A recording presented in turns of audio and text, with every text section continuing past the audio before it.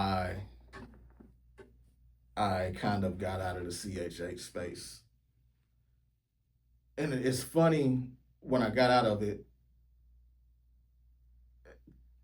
my inbox got flooded.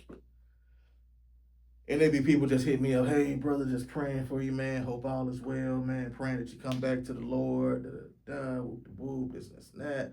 And I'm just like, bro, like, just because I'm not making music that says Jesus in every line doesn't mean that I'm not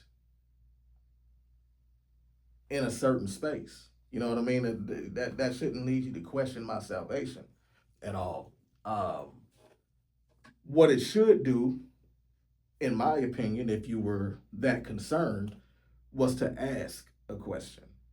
But not once did I get asked questions by people. The people who knew me, like the ones who were around me, they understood. But the ones who would be from the outside looking in and just kind of nosy and wanting to know where I was at or whatever, they hit me up. Yeah, brother, like, everything good? You good? Yeah, brother. They like to throw that brother word around. Like, yeah, brother, you good? And this, and that. You good? Just praying for you, brother. Praying you come back to the Lord. How's your walk going, brother?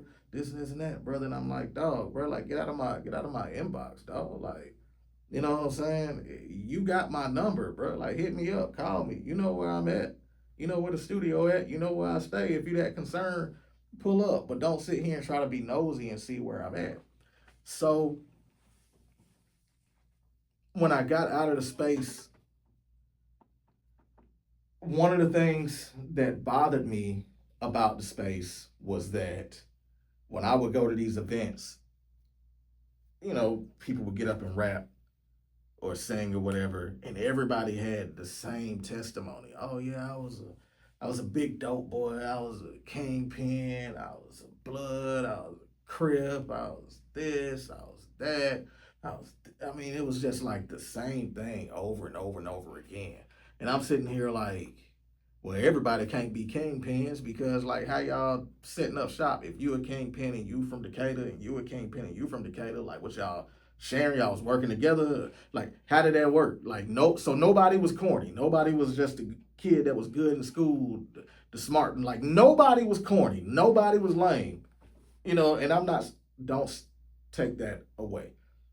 But we got to be honest. There are people who was cool in school, cool in real life, and then you got people who are just kind of corny and lame.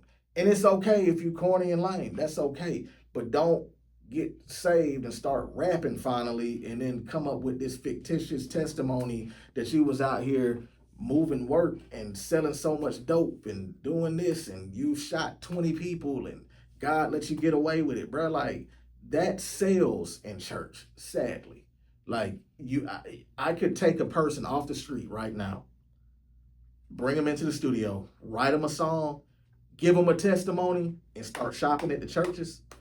And churches will eat it up because they're like, oh, this is great. God really changed his life. Like, he was this, like, he was that, and now he's doing this for the Lord. Yeah, we're going to book him. We're going to have him coming in and doing this. It's so easy. And that's another thing that kind of bothers me is how gullible this side is sometimes. Like, you have to learn how to vet people. And I think if we vetted people more often, like we vet people in every other thing, like, you don't just bring somebody into your home to fix something if they have not been vetted. So why would you bring them into your church to talk to people if they have not been vetted? You gotta. That's how I look at things. On top of that, I started peaking around 25. Once I started peaking, I realized that I didn't want to be going and doing youth groups anymore. And there's nothing wrong with that if that's what you do. Like, that's cool. But I knew that I didn't want to go and rap in front of a whole bunch of sixth graders anymore or sing in front of a whole bunch of sixth or seventh graders. My music was not catering to that demographic. My music was catering to my age group and older, or maybe a little younger and older than I was. But there was no space for that during that time. So I had to learn how to create a space. And it took me a while to figure it out. And the only way that I could figure it out was to step back and be like, well, this isn't what I want to do anymore. Like, don't call me to come and rap and sing in front of your third grade youth group. I'm just not gonna do it. You know. Now, if you want me to come out and it's everybody, you know what I mean, the whole congregation, adults down to the kids, that's different. But don't book me to come in and just sing to the kids. Don't book me to come in and give my testimony to the kids or talk to the kids about whatever. I'm 25. They're not gonna understand nothing I'm talking about in my life, my adult life, and they're only 12 or 13. I can speak to where they are based on where I was at, but bring in somebody who's closer to their age group. So once I realized that it wasn't that and it wasn't as respected, had I gone in singing like a Vashawn Mitchell or Marvin Sapp or commissioned or something like that, then they would have brought me in more to talk to the adults or to do music for the adults and things like that. But because they looked at my urban style as being more kiddie, that's what they tried to book me for. And I was like, well, that's not what I want to be tied to. Like, I'll be 30 in a few years. I'm not going to keep doing that. But again, if that's your lane and that's what you do, that's cool. It's a space for it and it's a need for it. I just knew that that wasn't for me.